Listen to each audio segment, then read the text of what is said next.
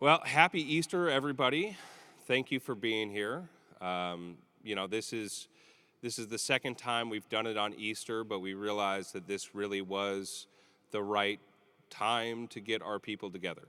There's a lot of people who are not so happy about how churches have been run in the past and a lot of religious trauma, but Easter goes back far beyond all of that. There's so much ancient tradition and ancient knowledge that has been completely lost to time. And one of the things that I'm so grateful for is that the mushrooms are here to help us rediscover this stuff. The knowledge is not lost, the knowledge is still there. And that's why Mudu and I can sit down and not have a conversation about what we're gonna do and just flow back and forth because we're coming from the same information. It's not the same teacher as in somebody physical in this world, but the same level of experiences, the same depth, and the same understanding that comes from the truth. So, I got a pretty heavy one for you today. Hopefully it won't freak you guys out too much, but I'm gonna talk about some weird stuff. So, I don't talk a lot about the high dose work that I do in the specific ceremonies that I have. A lot of the stuff gets too weird to kind of describe to most, but the last one I had was a really important one, and there's a few things that I need to talk about. The overall theme of the sermon today is that everything happens for a reason, and I hope by the end of this that you understand a little bit more of my perspective of when I say that. So my last ceremony was at 120% of your breakthrough dose, and this is using our body weight calculator that we have on the Church of Ambrosia website. This level is where you can reach the full breakthrough experience and see completely clearly things in front of you. The ceremony that I went into, so intent is a very important thing. When I talk about intent in this work, really I'm talking about, in general, a question. Now, that's for phase 1 and phase 2 of the work, where you're trying to understand why you had to go through the trauma that you needed to, and how to get past it, and understand who and what you are beyond this body. Those ceremonies, your intent being focused on you and what you're doing is really important. Once you get past phase 1 and phase 2 and you're into the phase 3 of the work, the intent changes. So my questions are no longer about me. I get a feeling and I know this is the intent that I need to go with. Some dangerous examples, I did a ceremony right after Russia attacked Ukraine and decided to use that as an intent going in. Don't get yourself involved in interdimensional world wars if you don't know what you're doing. I definitely don't recommend it. This last ceremony, my intent was do what needs to be done. Now, I didn't know what that meant, and those can be some of the more trying experiences when it's a really big question, when I'm not asking, how do I get over this situation or get past this trauma, but you have a really large open-ended question. That's where you can get some of the most overwhelming experiences. So to me, the intent of do what must be done was one that I was a little nervous about. It wasn't just okay, let's just do what I need to do, knowing that there was something big that I had to deal with. This one was all about connecting with the spirits between this world and the next. So we are surrounded by spirits all over the place. They're in this room. There's tons of them in this room. They are all around us. They are things that we hear in traditions. They are things that help us in our daily life. There are things that cause us problems in our daily life. But between this world and the next, there is a lot of life there. Now, people describe it in different things, and I use the term spirit because this is what most people would look at these things as spirits or ghosts, or every culture has a different thing for the unseen that's felt in front of you. Well, at these higher doses, they're no longer unseen. And do what must be done turned into me thanking all of them for what they did. They live in this space between this world and the next, and there are some that feel close to them, but there's few that can go have direct dialogues with them. And the reason why that is because you have to get past phase 1 and phase 2 before you're really ready to engage with these entities. You need to get past your trauma, and you need to understand what you are. And in that process, you learn the language of the soul. You learn how to communicate with these. And for the most part, this was actually one of my lighter experiences. Some of them have been so deep that, they would they would convince someone never to do mushrooms again. This one was pretty fun for the most part because all I was doing was going around and thanking all these little creatures and entities all around us for helping us and being here. And then I ran into some that really love us, but were in a lot of pain. The ancient grandmothers of this land, and specifically the ones of this area. Now, these are ancient tree spirits, and they showed me this memory. A time where we were so connected with them, we talked with them, we understood our souls, we appreciated them, they loved us. They showed me this memory of a Native American woman sitting on a cliff looking across the ocean in this area. And it was a beautiful memory, but they showed me this to show me how our relationship used to be. And they were sad, they were in pain, they were hurt from everything that's happened around here. But they still loved us more than anything.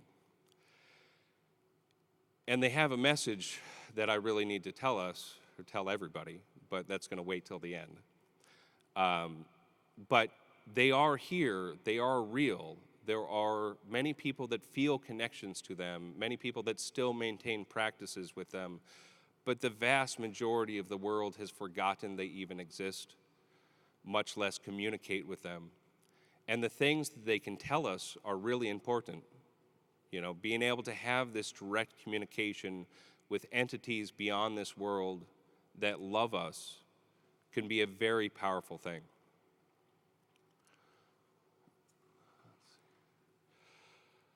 So, this high dose work that I talk about is all about connecting with your soul. Once you're able to connect with your soul, a lot of things become easier. Understanding why you came here, what you're going through, what you need to do in life. There's no one who can answer that for you. There's some people that might be able to be a good life coach and tell you some things that might be fairly obvious that you don't see. But as far as why you exist, why you're here, why you're in this room right now, the only one who can truly tell you that answer is your soul. And we all have souls. Every single one of us. There are some people who will even make a claim that there are people without souls in this world. They all have souls, whether or not they're as connected to them as they should be. And some of us have older souls, some of us have younger souls. When you see somebody that feels like they're just not here and they might not even be real, one way of recognizing that is they're just a very young soul. It's the first time they've been here. They don't really know what's going on yet. Oh, there we go. Looks like I lost a couple slides, but so there's a few very significant parts of this process. in understanding what you are past this body and what God truly is. The experience that I like to talk about when trying to understand what God is one where I was ripped out of my body, pulled through heaven and hell and every dimension that exists to reach a place of pure light. I didn't exist, nothing existed, there was but this one consciousness, and that is the consciousness I call God. Now, in that place, many people have, when I tell this, many people have been there without realizing what it was. And in those spaces, you may feel fear. I don't exist. You might feel that you're dead. You might worry about your family or your house or your possessions. When I got there, the feeling was one of pure boredom. I didn't exist. Nothing existed. There was but this one consciousness. Immediately after that, I was given a message of, if you were God, what would you ask yourself? If you were the creator of everything, the knower of everything, what could you possibly ask yourself that you wouldn't know? And the question that I was shown was, what am I? And this is where I experienced the Big Bang, the creation of space and time and all life that exists. God created everything to understand itself. And we're a part of it. Now, what is your soul? So, your soul is also part of God. It is a smaller part of God that makes up you. Now, I've heard this described in many different ways, from data structures to rays of light. The visualization I like to give people is an octopus with an unlimited number of legs. And each time it dips one of those tentacles into space or time, it's one of us. So if you want to know why you're here, why you came into space and time, all you need to do is ask the octopus. It is you. It loves you more than anyone could ever possibly do. You are part of it. You are it. And understanding why it came to this place and time is one of the most important things you could possibly know. Now, there's no one else who can tell you this. There is no book you can read. There's no guru who can teach you. This is an individual experience. But you can reach it with mushrooms. And when you're talking about things, there's a lot of misunderstandings that are in this world that are partial truths. One of the ones that I like to focus on is manifesting things. Now, when you're talking about manifesting things, what you have to understand is it's really more about you're there to identify the things. You are this octopus. You are one of these tentacles. The octopus has put you in the right place to find everything you need. If you're in the right mental space to recognize those things in front of you, you will always have what you need in front of you. Now, it's much easier said than done to identify what's been put in front of you. But it's not that you're manifesting what you need, it's that you're open to recognizing what you put right in front of you to help you. So it's not that manifesting is completely wrong, it's that it works, but it works more because you're paying attention to what's right in front of you. You are being true to yourself and true to your soul. Let's see. So, something I talk about a lot in the high dose work and relative to your soul is the path. Now, the path is a little misunderstood, but really what it is if you're doing what your soul came here for and what you are meant to do in this world, It's like walking down a path. You have everything you need right in front of you. It's a relatively easy walk. It feels good. You're in the zone. When you're not on the path and you make a hard left or a hard right, you may be climbing up a hill through the forest or about to fall off a cliff, and it doesn't feel so good. That's where life is feeling harder and harder. Really, what's happening is you're fighting your path. You need to go in and understand why you came here and what you're supposed to do. And once you find that path and understand what your soul is, walking down that path becomes the most rewarding experience you can imagine. Literally, everything you need is put in front of you. You just have to be there to recognize and accept it. You are not in control. If anyone thinks that they are in control, they are wrong. I am not controlling any of this. This is me being forced to do what I have to do, like it or not. And I have a great relationship with my soul, and I understand why it's making me do what I need to do, but in no way is this Dave being in control of his destiny. This is Dave accepting that this is what I need to do and why I'm here.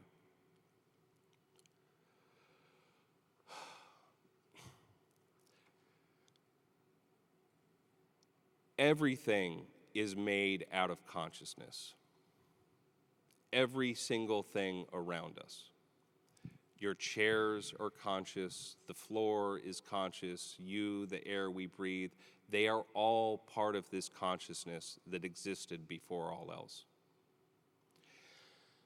And understanding how everything is connected and how everything works is far beyond us. If you try, you'll never figure it out. It's a fool's path.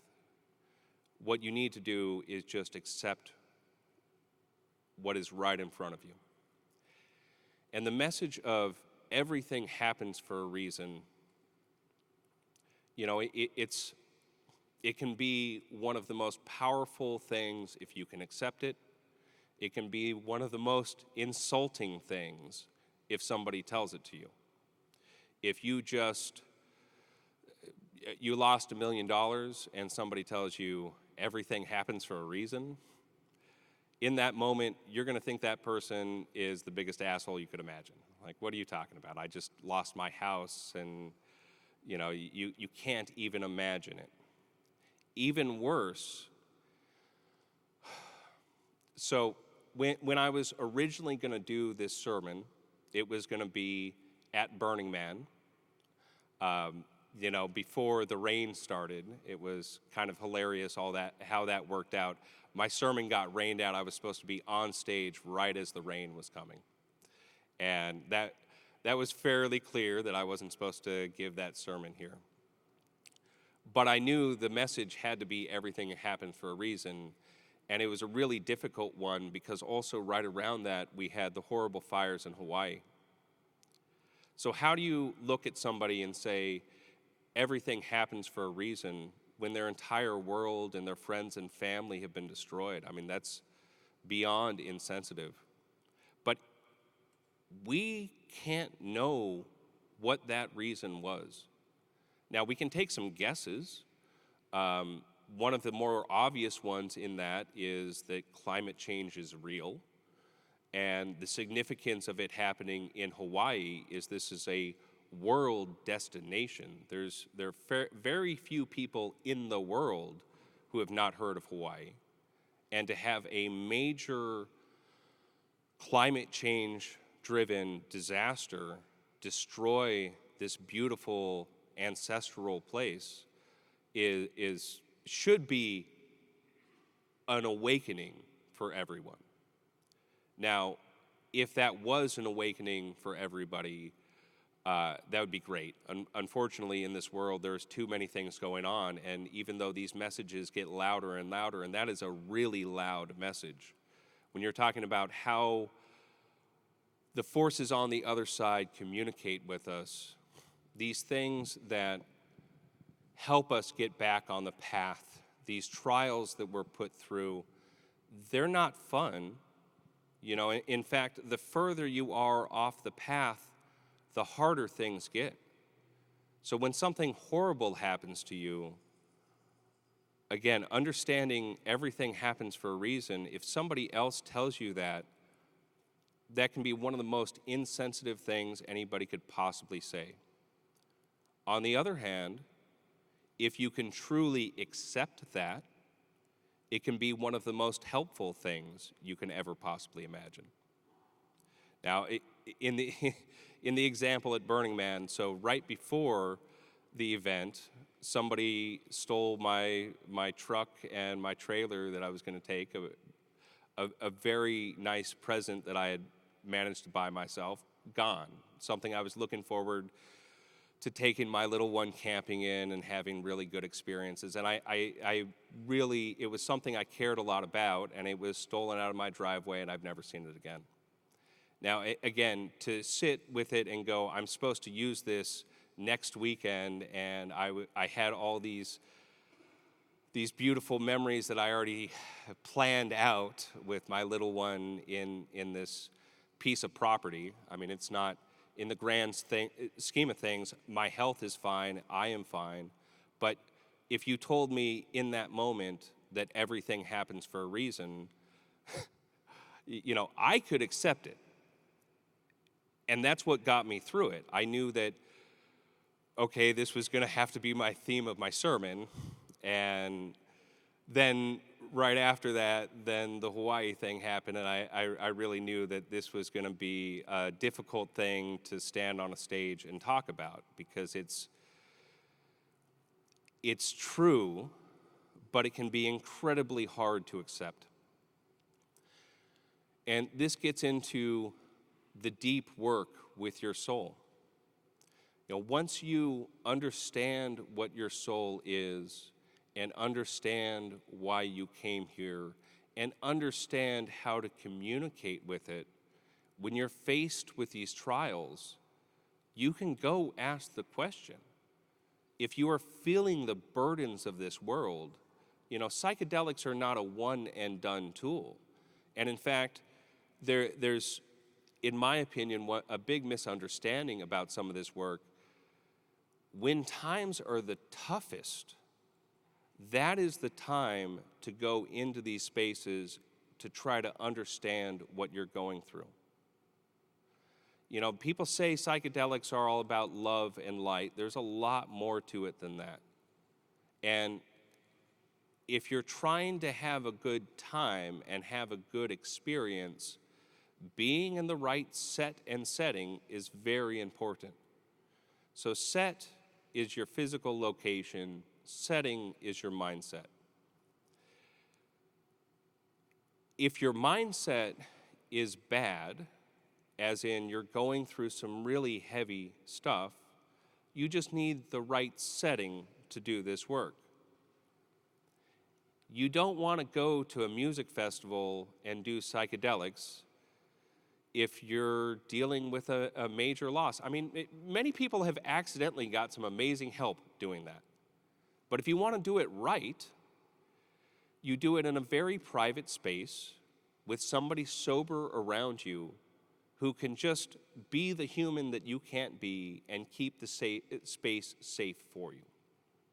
And when I mean keep the space safe, I'm not saying necessarily spiritual protection or anything like that.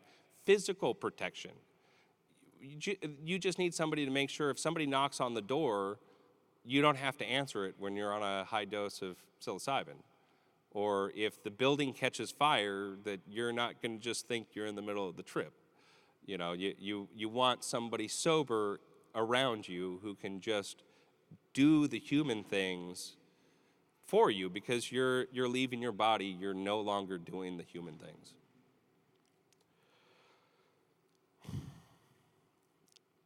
So, before I tell you what the ancient grandmothers of this land told me, there's a message that I also have to say from the entity that I know as the God of death. You know, darkness is not necessarily something to fear.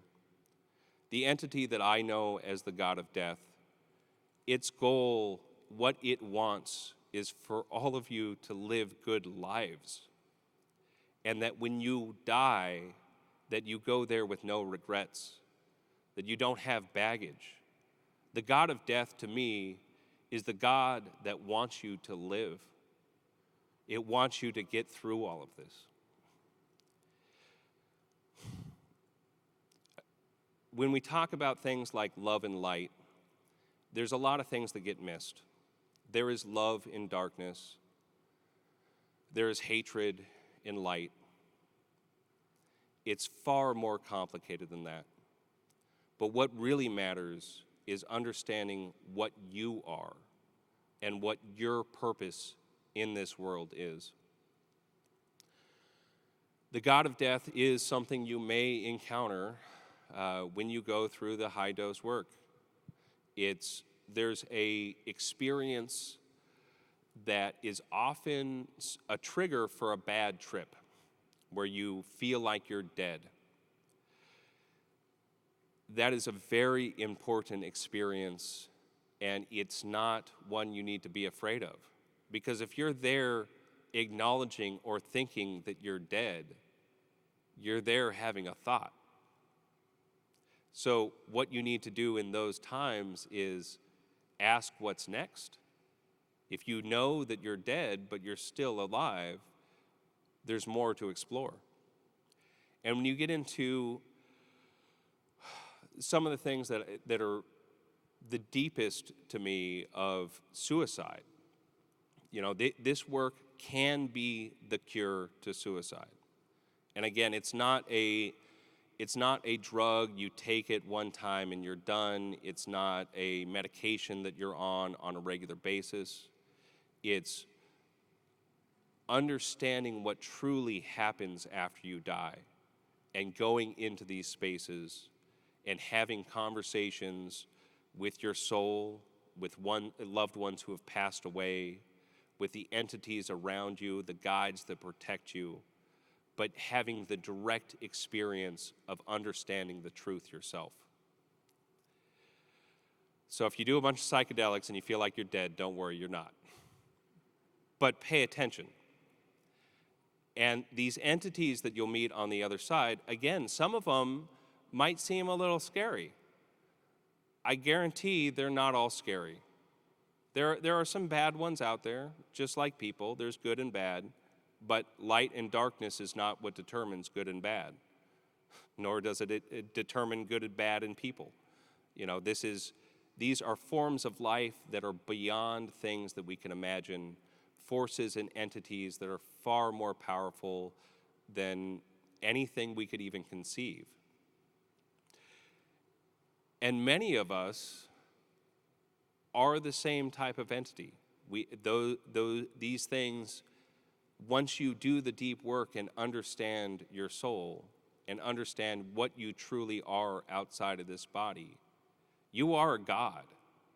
You are something much more than you can ever possibly imagine. Again, you're experiencing this life as this little tentacle, and you think this is everything. There's this giant octopus, larger than you could ever imagine, who's lived every lifetime you have lived. It's lived your entire lifetime because it lives outside of space and time. So knowing why you're here and what you're supposed to do, there's no one else who can teach you that.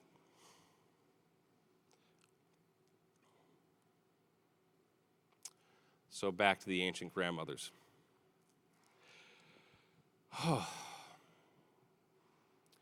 So when I was communicating with them, again, this was pain and sorrow and feeling forgotten, but deep love. They love us more than we could ever imagine. There's nothing we could ever do that would stop them from loving us. But they just wish we had a relationship with them again. They wish that we understood them like we used to, that we had conversations like we used to.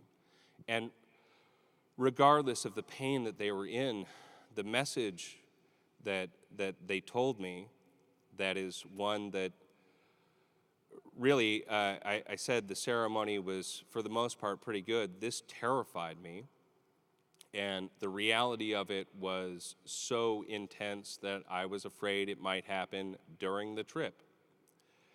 But what they told me is there's a major earthquake coming. I wish this was something that science didn't back up, but science says this. You know, the scientists have been saying this for a long time. The thing is, we used to have this relationship with these ancient ancestors, our ancient mothers, our grandmothers who loved us. In the times where we were sitting in the trees, loving them, and something was coming, they would tell us. They would tell us, hey, go away for a little bit. Go further up into the mountains where it's safe. Stay away from anything that might fall and crush you, but just stay away from the coast. Watch out for things that might fall.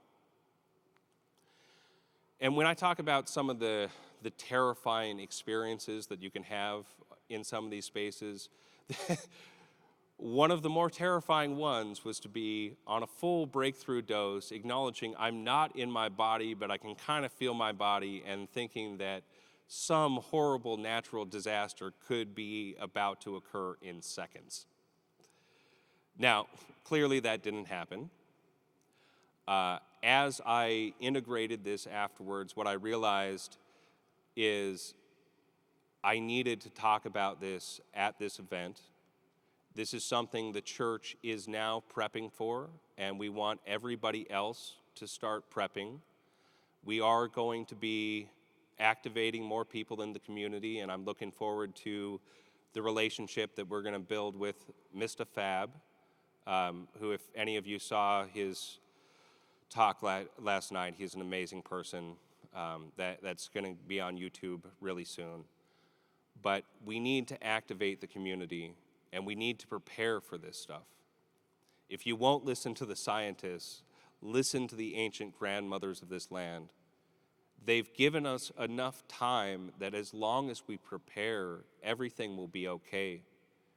And everybody in this room has a part to play. You know, if it's as little as just getting some extra food and water in a little go bag in your house, if you need it, you're going to be a lot better off. And if you can activate some more people, the worst case scenario is we're wrong and we have supplies for if something bad happens. You know, we're not talking about something that is going to hurt you. We're talking about something that no matter what you do, if I am wrong, which there's no one who wants to be wrong more than me, you will be better off. But these are the sort of deep knowledge and information that can come through this other side, through this work, that can affect this world. I really, really hope that we get through this fine and everything is okay and nobody gets significantly hurt. But the more preparation that we have for something that we know is coming, the better off we're going to be. And I know it's a pretty disturbing message to say, watch out, the ground's going to shake. And I am the last person who ever wanted to be on a stage saying this. But again, this is about being true to the work. I'm not doing this for fame. I'm not doing this for ego. This is what I am being told and what I have to do. And I want all of you to be able to get to these same spaces, at least get past the trauma of this world, understand what you are outside of this body, and live the life that you need to be living. It's not a long life. We have a short time here. We need to enjoy it. We need to be ready for it. And there is a way to understand what comes after it. You just have to be brave enough to do the work. Thank you all for being here. If you have any questions, I can definitely take some questions.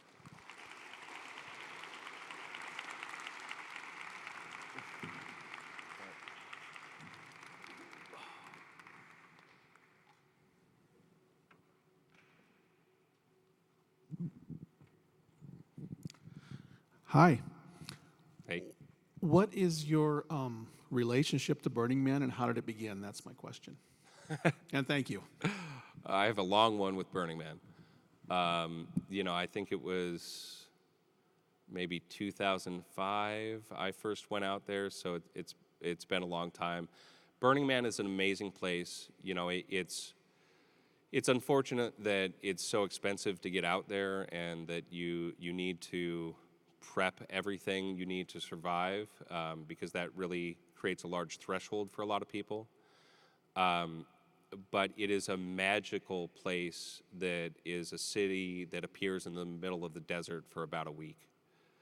When I first started going to it, I considered myself atheist, borderline agnostic. I started off as a Presbyterian, and then in high school became an atheist. And by the time I got to Burning Man, I was borderline agnostic, realizing that you can't really know everything. I thought there was no way for a human to know more outside of this world at that point. Burning Man, and really specifically the temple there, but the culture there, really started awakening me to there was something more.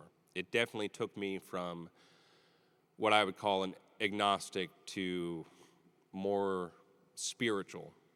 And that's kind of where I was when I opened the Cannabis Church, which also includes some Burning Man stuff.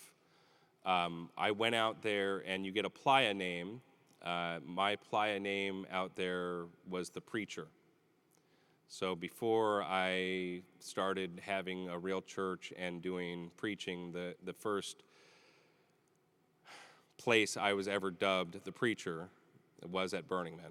And it was for spreading the good word of more pot, which is still something very true to me. But when I opened the Cannabis Church, that was, I'd been doing the Church of More Pot at Burning Man for a long time, and people had taken it very serious. And that amazing robe, that the very first one that I was wearing when we got raided, that was originally designed for Burning Man before I even opened the church.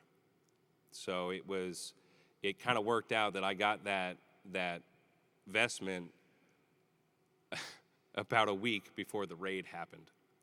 But there's been a huge intertwining of my existence and even the church with Burning Man. It is something incredibly special, and if anybody has an opportunity to get it out there, it is far beyond a party. It's a city of about 80,000 people that appears in the middle of the desert for about a week. And I talked about how I literally was getting ready to go on stage when the rain started. And the media blew that story up about the rain and how we were all trapped out there. The people like myself who've been going for a long time and consider themselves citizens of that city, we knew what to do. In fact, all of my friends and most of the people that I've talked to, they say it was one of the best burns they've ever had. And that's because the rain forced us all to come together. It forced us to sit down and share our food, and in times of disaster, work together to make things happen. It's been a very significant part of my life, but even something that's tied into the church. More questions? We got a couple over here.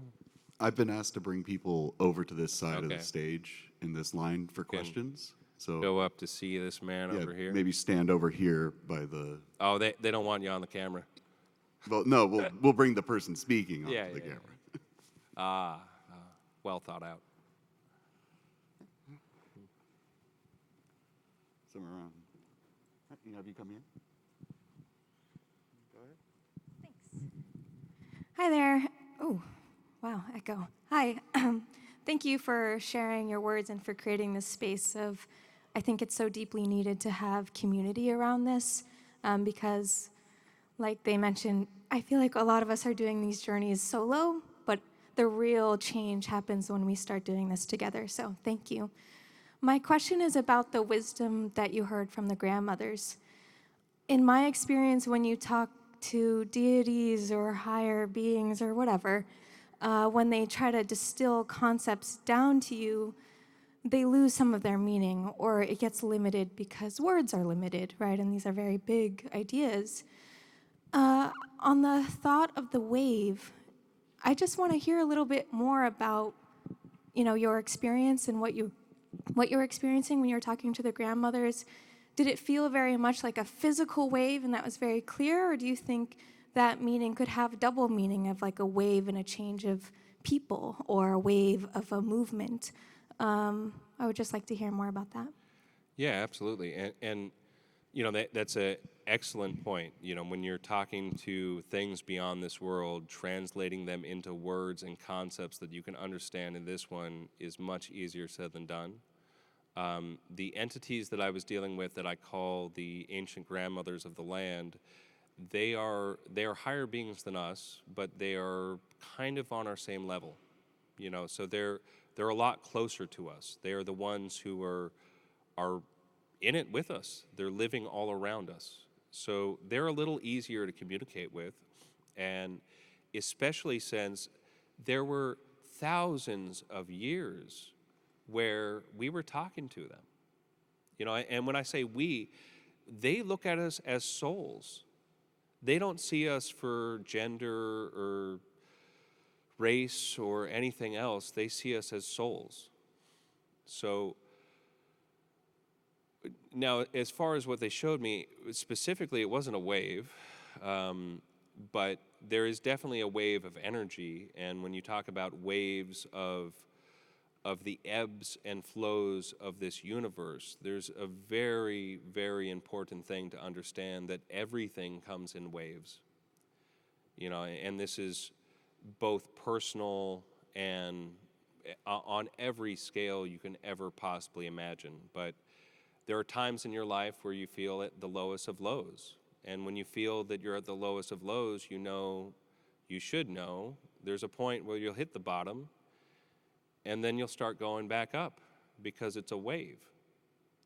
So when you're talking about waves of energy, there are definitely a lot of waves of energy flowing around right now, to say the least.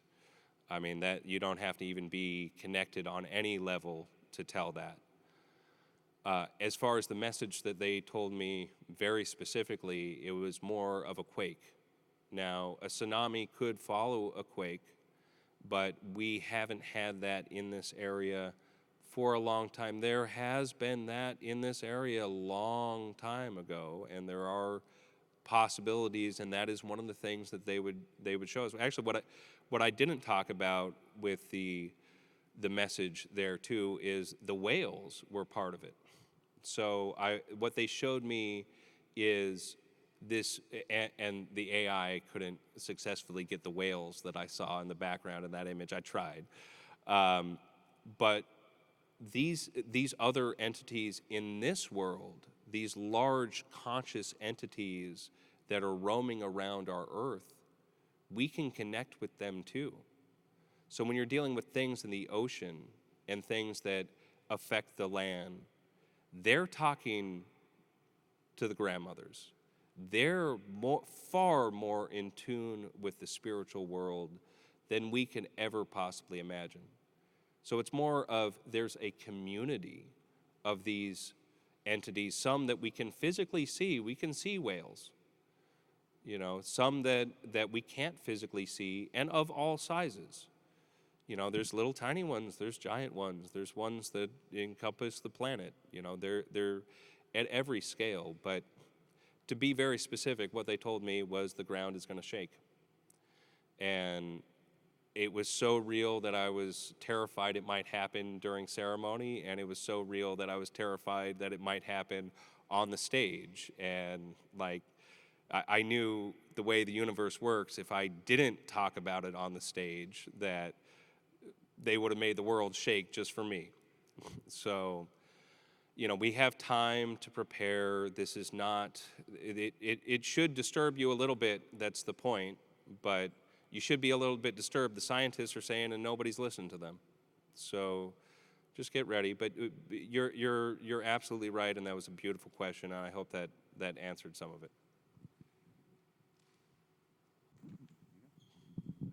I wanted to talk to you more about the octopus.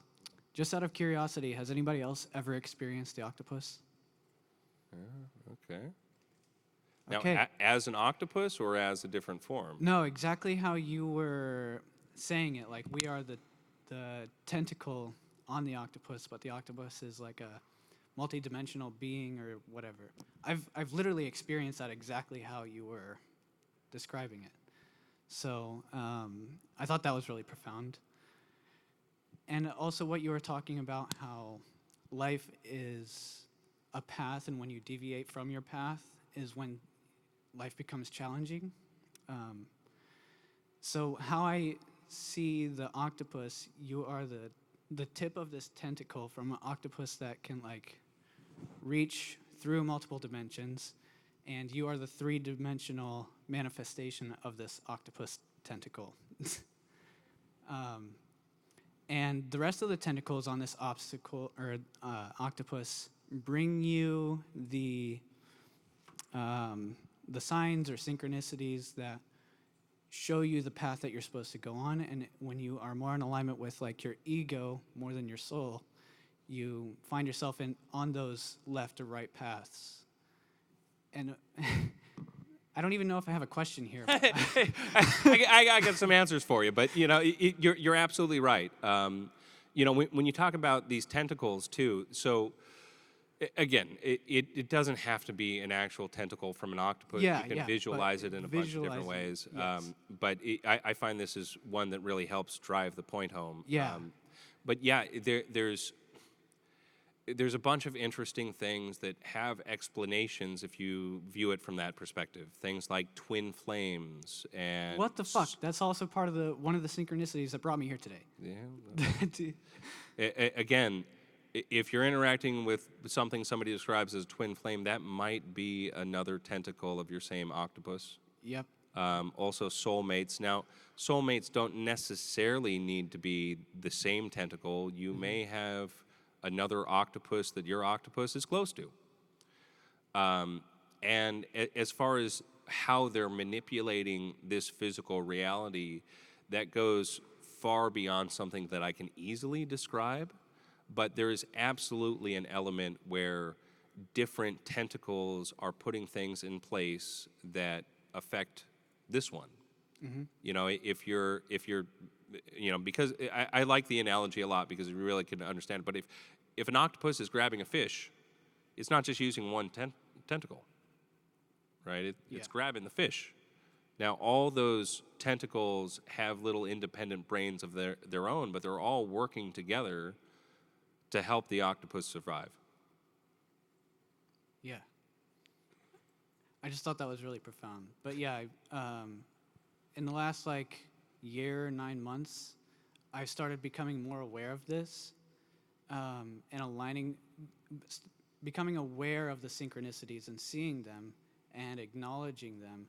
And so many things have opened up for me in my life that my life kind of sucked before. The reason why I got into mushrooms is because when I was 12, I was diagnosed with CPTSD, and with that comes depression and anxiety, or what looks like depression and anxiety on the surface, but it's deeper. And mushrooms have helped me address this and lift a lot of weight off my chest. And yeah, I don't know. It just all comes together. Well, thank you, and thank you for sharing. And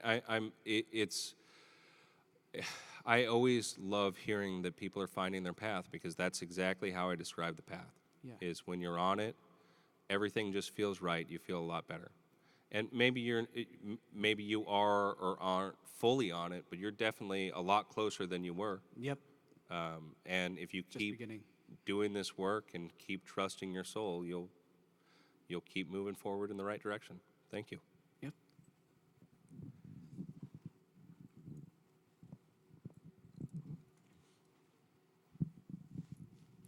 Hi, please bear with me.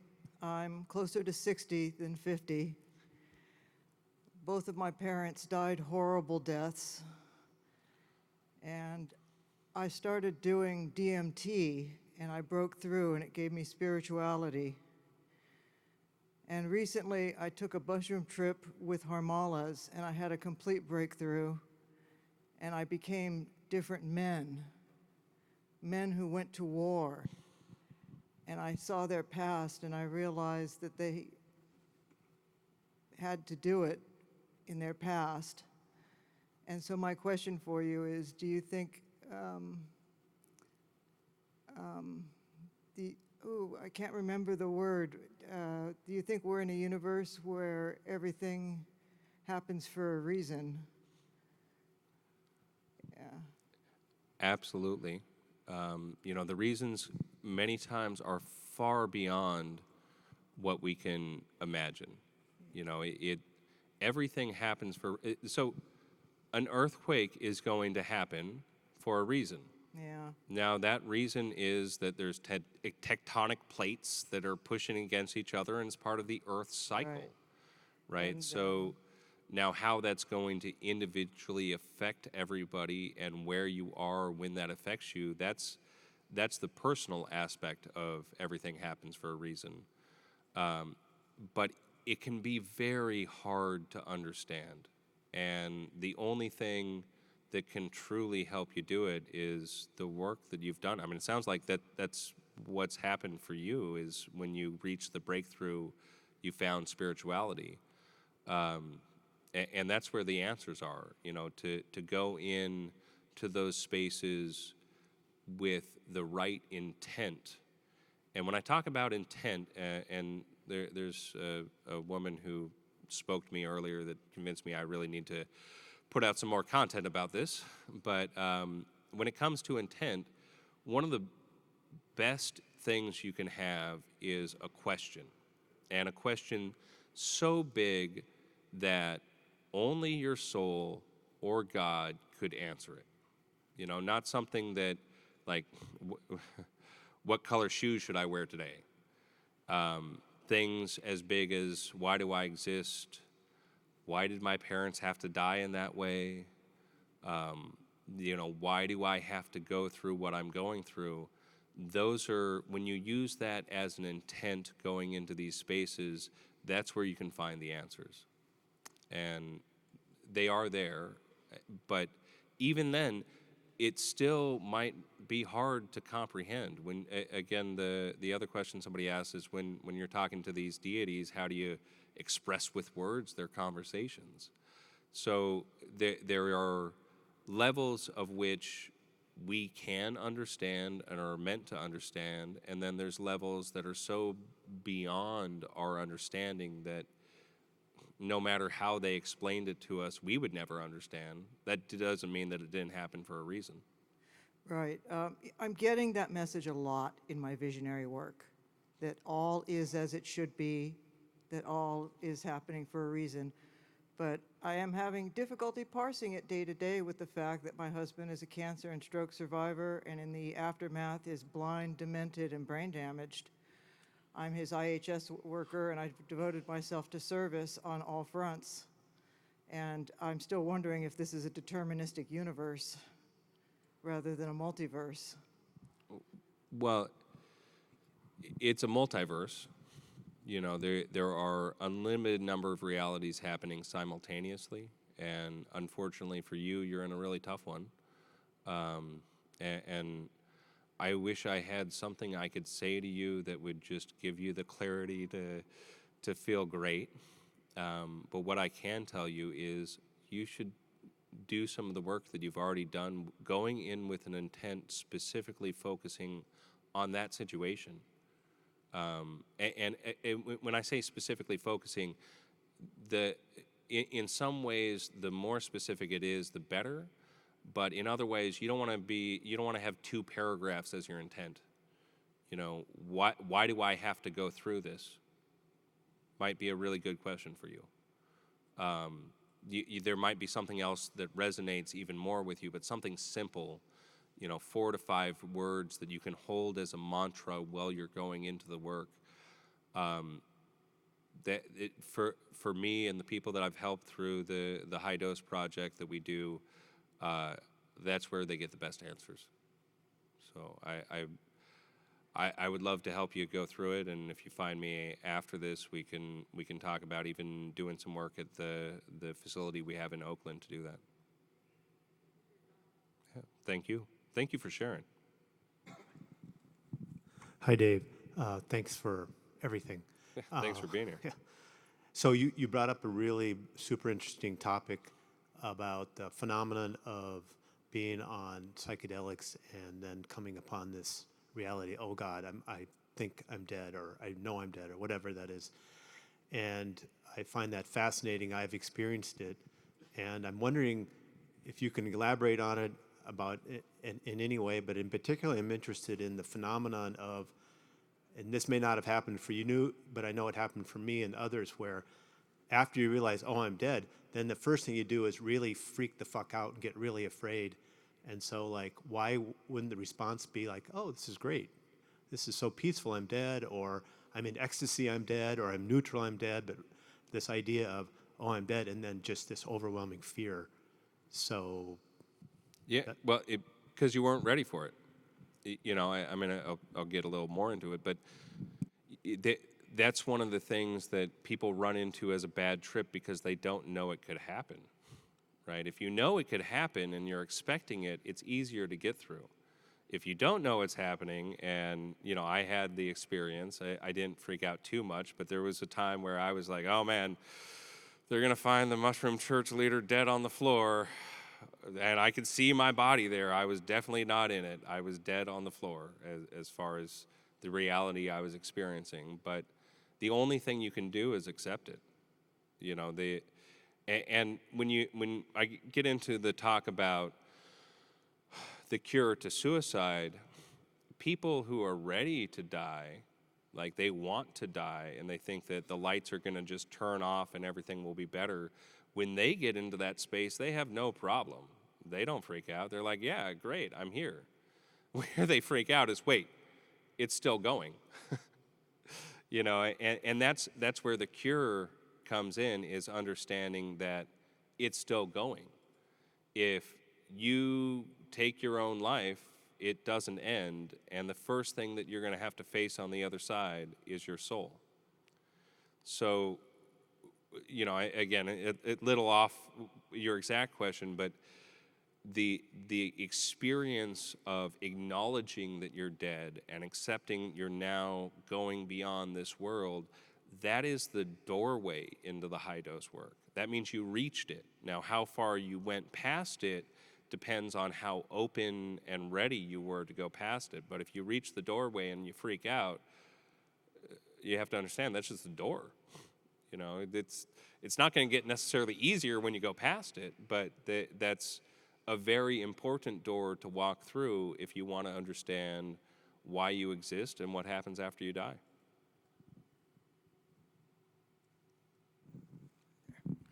Hey, Dave.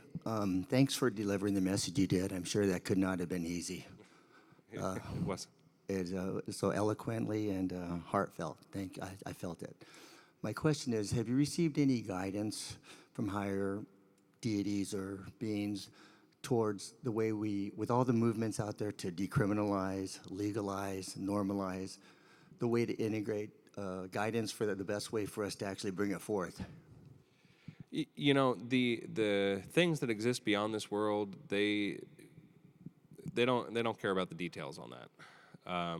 What they care is that people have access to these things. And although I have a bunch of my own personal opinions on how we do it right, and this coming out of the experience that I've had with the church and helping people, what they want is they want us to understand that we have souls.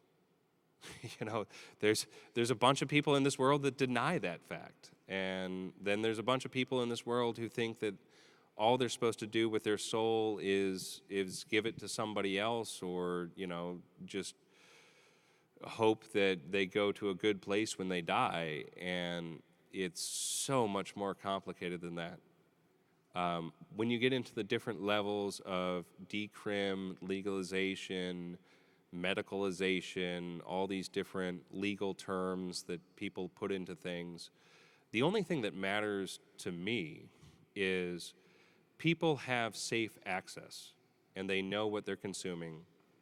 And if you can include a doctor so that everybody can just sit down for a short period of time before doing psychedelics with somebody who understands physical health and the possibilities of any complications that may happen, to me, that's the best scenario. Now, what that looks like in the initiative that we filed, which will not make it for 2024, but we're going to refile and do it in 2026, that's medicalization like medical cannabis was. So it's not, you don't need a prescription, you need a recommendation, which is a huge legal difference. Prescription is FDA, recommendation is, well, I recommend you play golf. So a lot less of a legal barrier for the doctors and a lot less trouble they can get into, just like we did with cannabis. But you have to sit down with a doctor for 15 minutes before going into a dispensary to access psychedelics. And to me, that feels good. And then the other key component of that is if you are growing your own, you're doing your own thing on your own house, as long as you're not doing anything that's going to endanger anybody. So, you know, solvent-based extracts may not be the safest thing to do. But if you're just growing mushrooms or cannabis or any cactus or any plant that is psychedelic or sacrament, nobody should be bothering you. You know, so that's decriminalization. But to me, legalization is meaning that people have access to it, right? There's this gray area where people are saying, well, though legalization means 21 or over can just walk into a place and get it.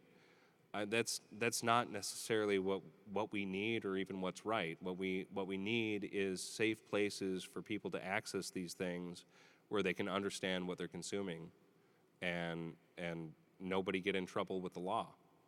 You know, so they're I wish I could say, yeah, they told me to write this line in there, but you know, it's the stuff they say is a lot larger scope than that, a lot less of the nitty-gritty details, you know, and there's stuff that you have to interpret.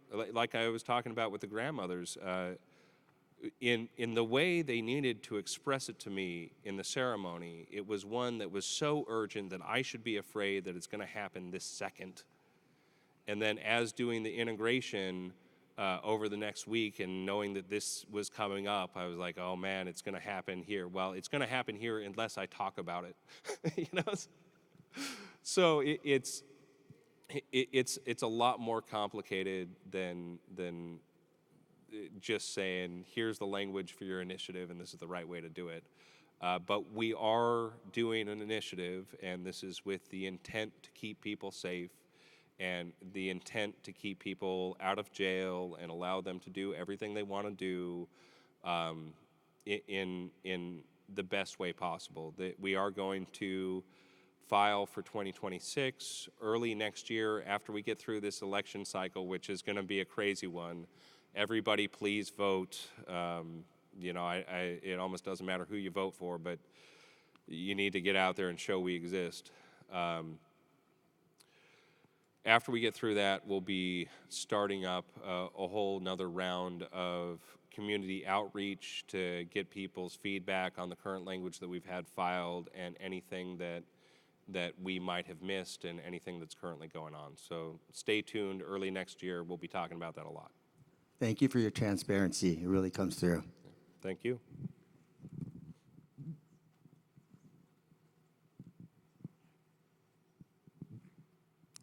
Hello. Oh, thank you. Thanks for being here. So, actually, a bunch of different ideas started percolating and coming to mind. I'll see what sticks with. Certainly, the hologram and the fractal. For some reason, I was actually having a hard time with the octopus, but I was like, oh, they're maybe like finger puppets if we're, you know, how we have the different facets within ourselves and then the different levels of fractals and the hologram. And also the Indian, what is that, the god or goddess who has all those arms? And Oh yeah, I want to say it's Shiva, but there's many multi-armed ones. You know, the octopus is just to make things easy to explain. I've heard it explained in many beautiful ways. One of the ones that I thought was actually the most beautiful is rays of light. You know, and each time one of these rays of light comes into the space and time, it's one of us. So don't get hung up on the octopus or the fingers or anything else. The point is that there is something much bigger than you that is you, that is coming into this space and time to be you. And understanding what it is and how to communicate with it is one of the most important things you can do, in my opinion. That's funny. It made me think now of mycelium, you know, and how all the different types of mushrooms that come up. All gazillion. Yeah, there's many different analogies you could use for it. I just, you know, for me, the octopus is a fun sort of graphic. You know, it's very clear. It's some sort of creature. It's got eyes. It's looking around. It can move. Yeah, it's As opposed poking to like in a to be tree us. or. And so, aside from that, I was also thinking I've been practicing a form of energy medicine that deals with the chakras and meridians, and it has persuaded me of past life encodings, and you know that some of the things that we're dealing with. Sorry. On that soul level, you know, the question of whether it's childhood PTSD or more recent things that we go through. I'm sorry. Go ahead and grab the phone.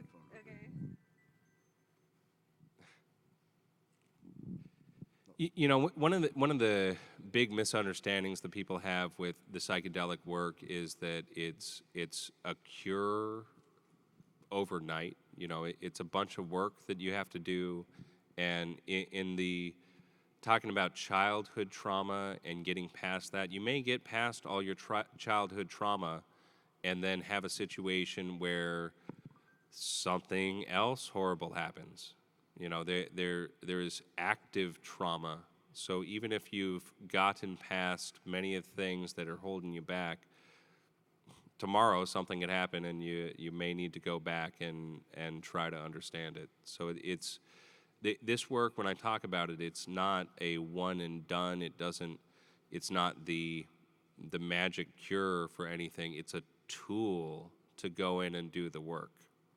And once you understand the tool to go in and do the work, you should use it as frequently or as infrequently as is necessary. Thank you. Yeah, I'm newer to the naturalist mushroom access has been coming into my world since December, and then discovering or connecting with you in February. So, but the repatterning work, the energy medicine, there were a couple of things that I thought of that people, when just talking about like suicide and self-worth and all of that, and some things that have really helped me are like some systems with the astrology and numerology and the cards of destiny, and you know, that sense of a little more celebrating, you know, your personal identity and being able to better navigate and see what boundaries are unique to our own paths. Or like even with some journeys, it sounds like you were saying, you know, when it's really difficult, it's because you're veering off from your path. But then like there was this one book called The Secret Language of Destiny, and it was talking about like my path might be more challenging than a lot of others, and that sometimes it is more about learning to have faith in the 11th hour miracles and the divine. And sometimes you just have like that little flashlight in front of you. You can see just a couple feet in front of you, but at least you can keep moving forward. And the sense of yeah, that seeking for self and the intimacy, the idea of intimacy, meaning into me, see, and then, yeah, I love I'm excited about the work that's being done with the mushrooms. I was wondering, maybe I missed it, but I've studied a little bit about like sound medicine and shamanism with the drums, and I was wondering, have there been a lot of studies done with mushrooms showing like the brainwave states as they alter into like beta, alpha, theta, and delta, and that? You know, there's a lot to break down there, but you know, the when you get into trying to understand what's actually going on with the mushrooms, the stuff is just beginning. You know, and when you talk about some of the practices that you've used that have helped you, there's a lot of ancient knowledge out there that gets you close. Sound is a technology. Music is a technology. Vibrations are a technology. In fact, even going further than that, everything is a vibration. Consciousness itself is a vibration. But the thing about this work that we talk about is really going in to have the direct experience. And before you're ready to start playing around with drums or crystals or any sort of spiritual tools, first you need to understand your soul. You know, so going into this deep work with the intents to help you get past the trauma that you've had in this life, and going into this deep work with trying to understand why you're here and what you are. Once you get through those points, without any other thing than you and your soul, those other things become even more powerful. You know, understanding how to read the cards and to see the flows of energies and to let yourself channel the entity that you are beyond this world. You know, Mama Ayana is a great example of a channeler who's been doing this work for a long time. If you get an opportunity to get a reading by her, she's amazing and incredibly accurate, but it's because it's not her. You know, it is the soul that is her beyond this world that she's able to channel into helping people. But thank you. Thank you. We got anybody else? Okay, well, let's get out of here and go smoke. Oh, well, okay. I want to smoke a joint, so this is the last question.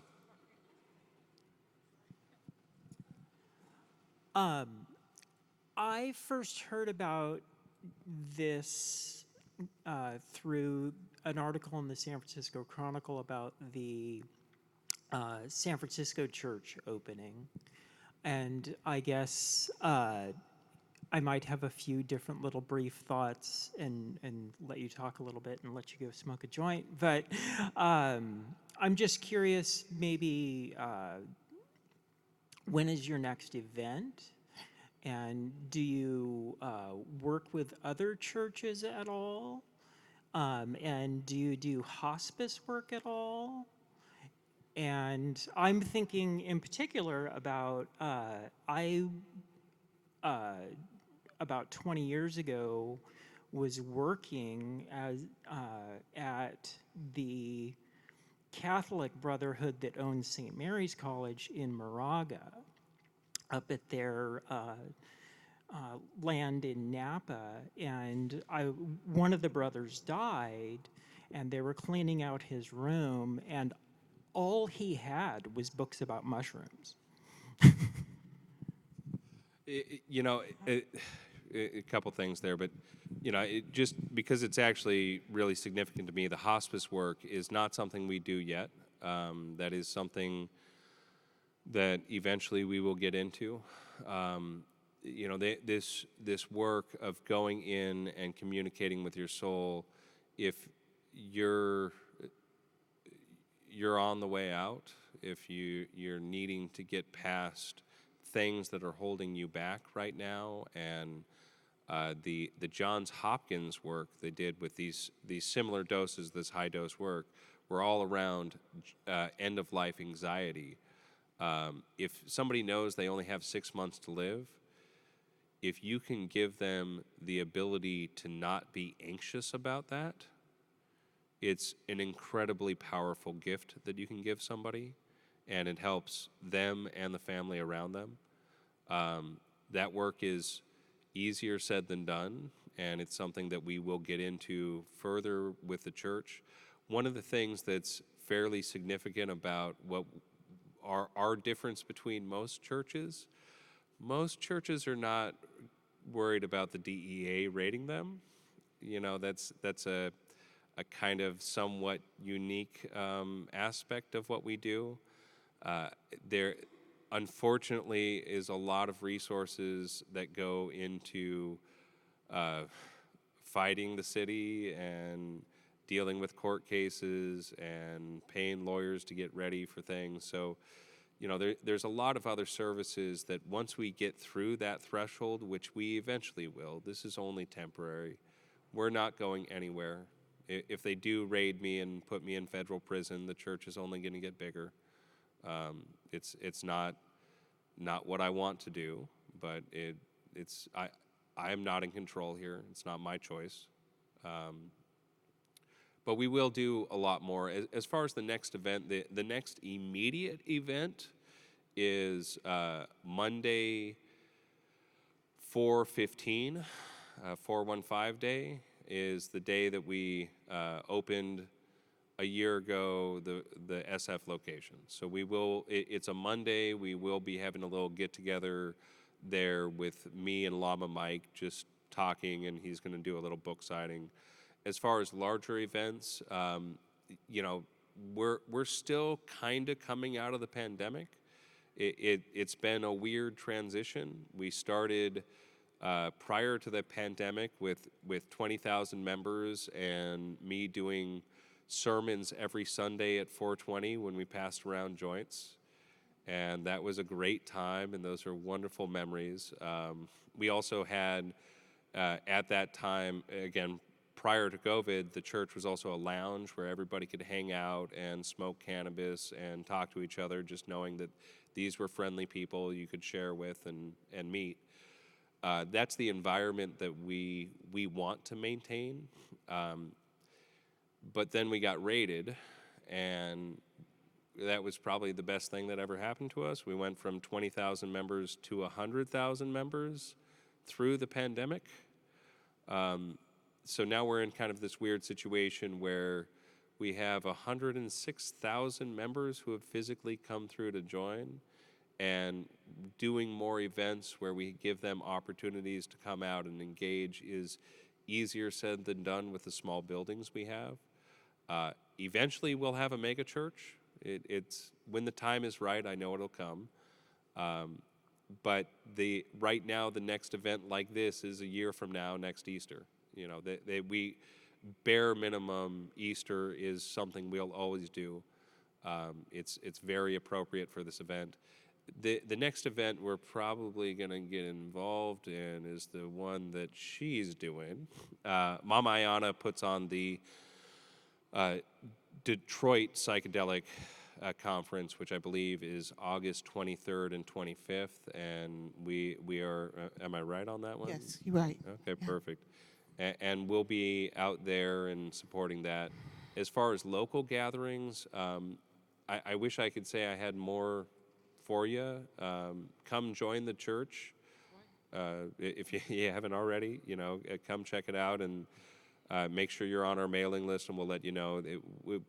We will be doing more stuff before the next year, and over the next couple months, we're going to be fairly active trying to get people to do some earthquake prep. You know, it's something that is, again, we live in a highly seismic area that is way overdue for an earthquake, and this is what I was told, so I have to do it. So we'll be doing more stuff. I wish I could say I have a list of schedule or things, but you know, the universe puts me where I need to be, and we do what we need to do. Did I jump in front of you? Did I get in front of you? Okay, I just want to say so much. Well, thank you, Dave, but I also want to say to the audience, in 15 years, I'm going to be 85 years old. And I spoke of time travel in my own experiences, and I have traveled backwards and I've traveled forward. So I'm saying in 15 years, I nominate, and I have seen the psychedelic change that's going to take over this United States, and I nominate Dave Hodges as the psychedelic president of the United States. So it is, so shall it be. It is written. Ashe. I love you, but no. I don't want to do politics. Yeah, okay. It's not up to me, right? I don't have a choice. How's it going, sir? Hey, well, you have 100,006,001. I just joined today. Beautiful. Yeah. So I probably should have been before Mariana asking question. I just realized that you convinced me with your vision that 2006 or wherever it will be passed at least in this state. It will be legalized, decriminalized at least. So after that I realized, what will happen to the church? I mean, I just joined. I don't know what you were about. For me, it's just stuff that I got there in a small brown bag. But it's probably much bigger than that. So where do you see yourself and the church and a mega church, what that will be? I can't even imagine it right now. We're not pushing for legalization so that we make money. That's not the goal. That's not the intent. That's not why I do anything that I do. What I was shown by the mushrooms very clearly is we will have the resources we need as long as we keep on the path. So what happens to the church after psychedelics are legalized? More than likely the church will have a affiliated dispensary or whatever the law that passes ends up calling those things. But this work is so much deeper. It's not about just getting some drugs. This is about getting in touch with your soul. And the sacraments that we work with, cannabis is something that is very important to me, and it's been a very long-term relationship that I've had. But when I talk about the spiritual use of it, I talk about activating the inner eye to see things in this world with a different perspective and try to understand what's going on around you from your own perspective, opening your inner eye. With the mushrooms and with DMT, it's about going far beyond that and really getting the answers to the deepest questions you can imagine. This is, why do I exist? Why am I here? What is God? What am I? People are still going to have those questions even if psychedelics are legalized. And the role of the church that we try to do now, and we will be doing more and more, is to help people understand what they're going through and use these in a safe, responsible way to do the work that they need to do.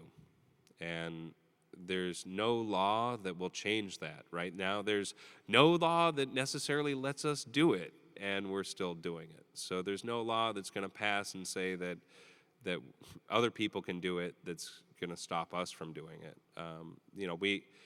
What's the most important is that people have access to these experiences and they have the context and the understanding of how to do the work. And things that there's a lot of good information going around to help people, and there's a lot that you can find, but things like intent in going into these doses. Intent can mean so many things to so many people, and understanding what your intent should be in the context of this is a question you're asking your soul or God, that's what a church needs to do. That's what religion should be. So We're not going anywhere. We'll just get bigger and bigger, and I'll be forced. Apparently, Mama Ayana thinks that I'm going to be president someday, but I haven't seen that vision, and I don't like politics, so I can't imagine that happening. But it's not up to me. Just keep doing what I'm doing. Well, thank you all for being here. Hopefully, I didn't freak you out too much. I did try to freak you out a little bit, so hopefully it's the appropriate level of freak out. But it's not happening tomorrow. But maybe get some extra water and some extra supplies ready, and some canned food. If you Google how to prep for an earthquake, there's tons of people telling you need to do it. I'm just telling you what I saw when I was on a bunch of mushrooms. So listen to me or not, but you probably should. Anyway, thank you all for being here, and I really look forward to next year being even bigger.